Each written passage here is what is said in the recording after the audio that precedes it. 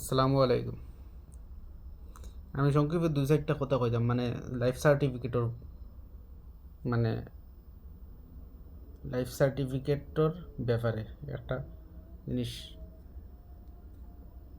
বুঝাত গিয়া নিজে বুঝলাম কিভাবে দেওয়া যায়, কিভাবে অনলাইন করা যায়, কিভাবে কিতা করা যায় না করা যায়। নিজে বুঝছি। আমি একটা সাবমিট করছি, তবে আমার সাবমিটটা রিজেক্ট হইব এটা লাগি নাই, কিন্তু আমি আপনারা বুঝাইবার লাগিয়া জিনিসটা করছি আর কীরকম কিলা কিতা। ঠিক আছে, দুনিয়াটাও হয়ে গেছে এখন ডিজিটাল, সোজা ব্যাংকও যাইতে লাগতো না, করো বইয়া বইব, সব কিছু হইব। আর না দিলে তো বোঝা গেল যে এন মারা গেছেন। ঠিক আছে, ওটার লাগিয়া আমি আপনারা শেয়ার করলাম।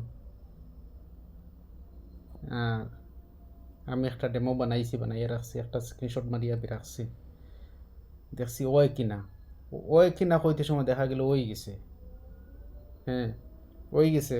ওই গেছে বলতে ই ওয়া না, অ্যাকসেপ্ট অথবা রিজেক্ট, দুইটার মধ্যে তো একটা হইতো। তো আমি জানি আমারটা রিজেক্ট হইব, কারণ আমি নতুন তো। আসলে অন্যজনের দিয়ে আর আমার আদার দিয়ে তো হইতো না আসলে।